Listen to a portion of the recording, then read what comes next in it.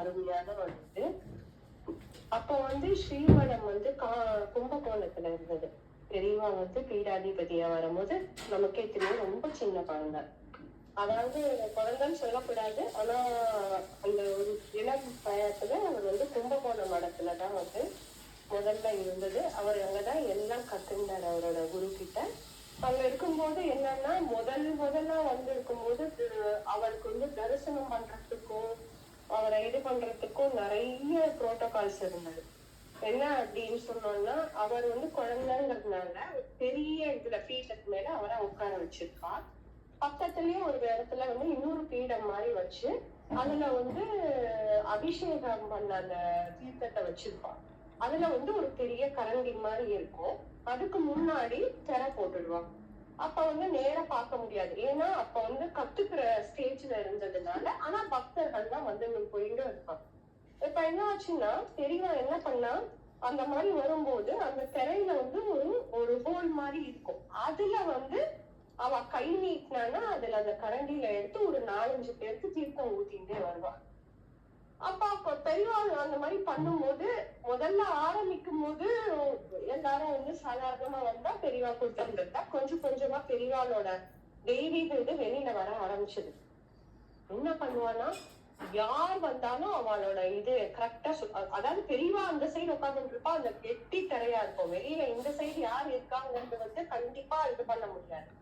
கை வச்சோன்னு கேட்பா, என்ன சிவராமனா, வைத்தவள் எப்படி இருக்கு அப்படின்னு. அதே மாதிரி விசாலாட்சியா, பொண்ணு இப்ப பரவாயில்லையா அப்படின்னு அத கரெக்டா நேம் சொல்லி எங்கேருந்து வந்தா என்ன இது அப்படிங்கறது அந்த குழந்தை அவ்வளவு அருமையா சொல்லிட்டு வந்தா பெரியவா. அந்த இதுல குழந்தையா இருக்கிற ஆயிட்டு இப்படியே இருக்கும்போது ஒரு நாளைக்கு என்ன ஆச்சு, மடத்துல அன்னைக்கு நிறைய அபிஷேகம் இதெல்லாம் எடுத்து வச்சுட்டு நிறைய கும்பல் வந்துட்டே இருந்தா. எல்லாருக்கும் சொல்லிட்டே வந்தா பெரியவா, ஒவ்வொருத்தரையும் பார்த்து. அப்படி வரும்போது ஒரு அம்மா ஒருத்தர் வரா. அவ எப்படின்னா ஸ்ரீமடத்தோட ரொம்ப தொடர்பு வாழ்க்கை, ரொம்ப நல்ல மனுஷாவா. அவ கைங்கரியம் பண்றதுன்னா எல்லா கைங்கரியமும் ஹஸ்பண்ட் அண்ட் ஒய்ஃப் பண்ணுவான். அன்னைக்கு ஹஸ்பண்டால வர முடியல, அந்த அம்மா மட்டும் அங்க வர மகா பெரியவாளுக்கு நமஸ்காரம் பண்றா. மகா பெரியவா அது வரைக்கும் சிரிச்சு எல்லாரோடையும் பேசிண்டே தீர்த்தத்தை கொடுத்துட்டே இருக்கும்போது இவ வரா. இவளுக்கு ஒரே சந்தோஷம். குழந்தைய பார்க்க முடியலன்னா கூட மகா பெரியவாளோட அந்த இடத்துக்கு வந்துட்டோமே நம்ம அப்படின்னு சொல்லிட்டு என்ன பண்றா, அப்படியே மூஞ்சிலாம் ரொம்ப ஒரு பிரகாசமா இருக்கு. பரப்பரன்னு அந்த லைன்ல நின்னுக்கிறான். நின்று எல்லாருக்கும் தீர்த்தம் கொடுத்த பெரியவா என்ன பண்ற, இவ டேர்ன் வந்தோடனே டக்குன்னு அந்த கரண்டி இழுத்துட்டான். குடுக்கலன்னு இவன் நினைச்சிட்டு இருக்கா, சரி நம்ம கை நீட்டுவோம், கொஞ்சம் இது பண்ணிட்டு பேசுவாரு நம்ம கூட, இப்ப நம்மளுக்கு கொடுப்பாரு அப்படின்னாலே அவர் என்ன பண்றாரு, கொடுக்கவே இல்லை. உங்களுக்கு கண்ணுல அப்படியே கண்ணே மூட்டின்னு வருது. நம்ம என்ன தப்பு பண்ணோம் தெரியும், யோசிச்சு பாக்குறான்.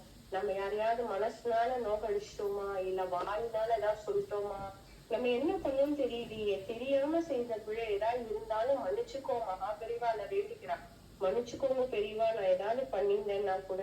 பெரியவா அப்பவும் அவளுக்கு தீர்த்தம் கொடுக்கல. அவளை போய் நீ அங்க நின்னுக்கோ அப்படின்னு பேர் சொல்லி சொல்றாரு. அவளும் ஒரு ஓரமா நிக்கிறா. வரவா போறவான்னா, ஐயோ பாவம் என்ன பண்ணாலோ தெரியல, பெரியவா இந்த தீர்த்தம் கொடுக்கல, மூஞ்சிய பாரு அப்படின்னு சொல்லிட்டு அவளுக்கு இன்னும் கும்படி அழுக வருது. எல்லாம் முடியாது.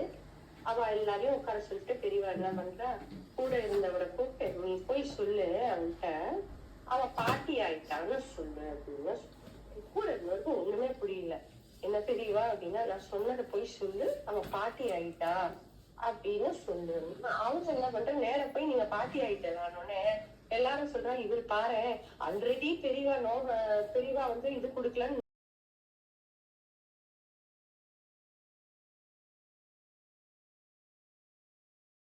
என்னதுன்னு சொன்னாங்க.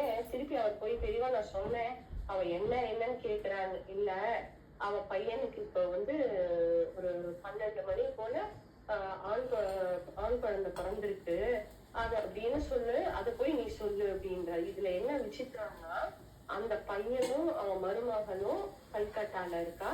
பெரியவா எங்க சைட்ல இருந்து சொல்ற அந்த கரெக்டா அந்த டயத்துல அந்த பையனுக்கு ஆண் குழந்தை பிறந்திருக்கு. அந்த காலத்துல இந்த போனு இதெல்லாம் இல்லாததுனால அவ தந்தி கொடுத்திருக்கா. அந்த தந்தி 3 மணிக்குதான் இவளுக்கு சேர்றது. அதுக்கு முன்னாடியே பெரியவா சொல்லிட்டா, அதனாலதான் அந்த 12 நாள் அந்த புண்ணியாவச்சனம் முடிஞ்சுதான் தீர்த்தம் கொடுக்கணும். அதனாலதான் கொடுக்கல. ஏன்னா அது விருத்தி, தீட்டுன்னு சொல்ல மாட்டோம், நம்ம விருத்தின்னு சொல்லுவோம்.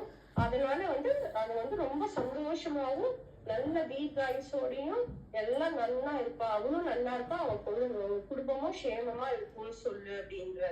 அதே மாதிரி அவ அன்னைக்கு போனோடனே 3 மணிக்கு போல அவளுக்கு தந்தி வருது, இந்த மாதிரி 12 மணிக்கு குழந்தை பிறந்திருக்கு, பேரன் பிறந்திருக்கான் உனக்கு அப்படின்னு சொல்லிட்டு. சோ குழந்தையா இருக்கிறதுல இருந்து ஆரம்பிச்சு அந்த சங்கரன் மகாதேவனோட அவதாரம், காமாட்சியான அவதாரமான அந்த சங்கரன் எல்லாருக்கும் மூஞ்சிய பார்க்க வேண்டாம், எதையும் பார்க்க வேண்டாம், கைய பார்க்க வேண்டாம், நம்ம மனசுல என்ன நினைக்கிறோமோ அதை நல்லா தெரியும் அவருக்கு. ஆகவே நம்ம பக்திய மட்டும் அவர்கிட்ட செலுத்துவோம், மிச்சம் எல்லாத்தையும் அந்த பங்காள் காமாட்சி நம்ம கூடவே இருந்து நம்மளை பார்த்துப்போம். ராம் ராம்.